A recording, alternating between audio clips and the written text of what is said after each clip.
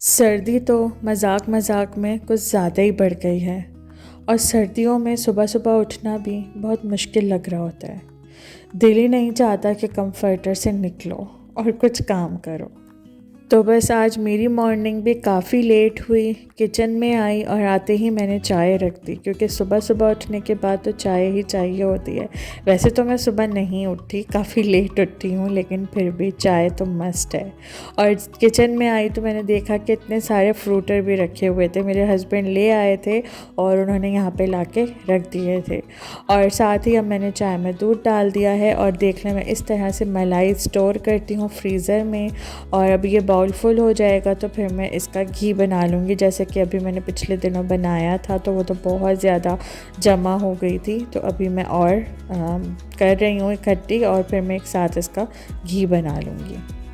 और यहाँ पे घर के सारे काम भी शुरू हो गए हैं। अभी हम ब्रेकफास्ट करेंगे। वैसे तो हम ब्रेकफास्ट और लंच एक साथ ही करते हैं, लाइक हम ब्रंच करते हैं। तो अभी बस वही बनाएंगे। चाय तो बनी रही है साथ साथ, और मेड भी आ गई है। मेड अपना काम कर रही है, वो भी लेट आई है। कुछ मसले मसाइल चलते ही रहते हैं, लेकिन जब ज़्यादा लेट हो जाती है तो फिर मुझे गुस्सा आता है कि ज़्यादा लेट मत किया करो। और यहाँ पे अभी हम करेंगे अपना ब्रंच, क्योंकि भूख भी काफ़ी ज़्यादा लगी हुई थी। और बस ये 2 मील हैं जो कि हम लेते हैं, या तो हम ब्रंच कर लेते हैं, और अगर कुछ और खाना है लाइक पराठे बनाने हैं तो फिर वो हो जाता है, वरना फिर बीच में हम कुछ नहीं खाते, बस फिर चाय पीते हैं और फिर रात का खाना। तो इस तरह से हमारे ये 2 मील होते हैं। तो बस अब मैं बैठ के आराम से अपना ये ब्रंच करूँगी, और साथ साथ चाय भी रेडी हो गई थी। तो मैंने सोचा कि मैं आप लोगों से कुछ बातें कर लूँ। आजकल इंटरनेट पे बहुत सारी चीज़ें चल रही हैं। जब भी टिकटॉक इंस्टा खोलो तो ऐसी ऐसी चीज़ें नज़र आ रही होती हैं कि दिल अजीब सा हो जाता है। मतलब अच्छा तो नहीं चल रहा है कुछ भी, कोई भी ऐसी अच्छी न्यूज़ सामने नहीं आ रही होती है, बुरा ही सामने आ रहा होता है। तो मैं बात कर रही हूँ, नेपाल का एक कपल है, बिबेक पेंगिनी एंड श्रीजेना सुवेदी। तो मैं उनकी बात कर रही हूँ क्योंकि ये पिछले कुछ दिनों में बहुत ज़्यादा हाईलाइटेड है टॉपिक। तो मैंने सोचा कि मैं भी अपना पीओवी शेयर करती हूँ, और आप लोगों के क्या पॉइंट ऑफ व्यू हैं वो भी आप लोग कमेंट्स में ज़रूर शेयर कीजिएगा। तो इनकी स्टोरी कुछ इस तरह से है कि ये 2014 में मिले, पसंद करते थे एक दूसरे को। उसके बाद फिर इन्होंने डेट किया, एंड देन 2020 में इनकी शादी हुई।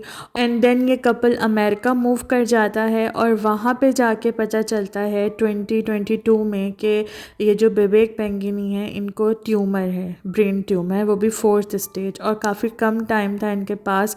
लेकिन इस बीच में और इस दौरान सृजना सुवेदी ने जिस तरह से अपने हस्बैंड को सपोर्ट किया है, लाइक वो ट्यूमर डायग्नोज होने के बाद जिस तरह उन्होंने एक एक दिन जिया है, वो मायने रखता है।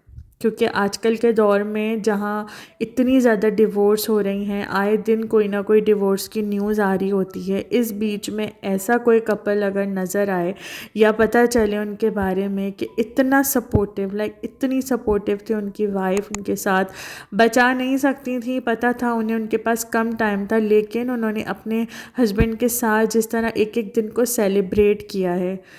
उनकी मेमोरी लॉस हो गई थी, उनका बहुत अजीब हाल हो गया था, लेकिन उन्होंने उनका साथ नहीं छोड़ा, उनकी वाइफ ने। तो ये चीज़ देख के लिटरली आई वाज क्राइंग, क्योंकि इस साल 19 दिसंबर को उनके हस्बैंड की डेथ हो गई, लाइक बिबेक पेंगिनी की डेथ हो गई, और उनके पास इतना ही टाइम था। तो मैंने जब वो वीडियो देखी जिसमें वो रो रही हैं बुरी तरह से, जबकि वो जानती भी थी कि ये होना है, लेकिन फिर भी वो इस चीज़ को एक्सेप्ट नहीं कर पा रही थी। और वाकई आजकल के दौर में ऐसी चीज़ें बहुत कम देखने को मिलती हैं। तो एक तो इस चीज़ ने मेरा दिल बहुत ही दुखाया, लाइक मैं वो वीडियोस देख रही थी एंड आई वाज क्राइंग। क्योंकि हमारा आजकल का जो माशरा हो गया है ना, इतनी नफ़रत है, इतना ज़्यादा, मतलब आए दिन कोई ना कोई न्यूज़ आ रही होती है, इसने इसको तलाक दे दी, इसने इसको छोड़ दिया, ब्रेकअप हो गया, ये हो गया, लाइक इस तरह से सब कुछ चल रहा है। उसके बीच में जब कोई ऐसा कपल नज़र आए, लाइक इतना सपोर्टिव, इतना प्यार करने वाली उसकी वाइफ हो, अगर ऐसी कोई बीमारी हो गई, या हस्बैंड हो, अगर वाइफ को है तो हस्बैंड अगर इतना सपोर्टिव हो, या हस्बैंड को, ये सारी चीज़ें देख के ना दिल बहुत ज़्यादा ख़राब होता है। और तो ये है ज़िंदगी। अगले पल का पता नहीं होता कि हम अगले पल होंगे या नहीं होंगे, लेकिन हम क्या करते हैं कि एक दूसरे को नीचे गिराने में लगे रहते हैं। एक तो ये इंसिडेंट था जो कि मैंने आप लोगों के साथ शेयर किया कि ये नेपाल का जो कपल था और उनके साथ जो कुछ हुआ। अच्छा, दूसरी बात, जो मेन टॉपिक जो आजकल यहाँ पे चल रहा है पाकिस्तान में और टिकटॉक इंस्टा भरा पड़ा है उससे, वो है रजब भट्ट। भाई रजब भट्ट ने शादी क्या कर ली, पूरी आवाम उसके पीछे पड़ गई है। जिसको देखो वो मुंह उठा के आए दिन उसके ऊपर कोई ना कोई इल्ज़ाम लगा रहा होता है कि उसको हम हवालात में बंद करा देंगे, उसको इतने साल की सज़ा होगी, वो बच नहीं सकता, उसको बर्थडे पे गिफ्ट करेंगे FIR, और इस तरह की बातें जो कि आजकल बहुत ज़्यादा चल रही हैं। मतलब लोग जो है ना, किसी की खुशी में खुश नहीं हो सकते, ना ही किसी को खुश देख सकते हैं।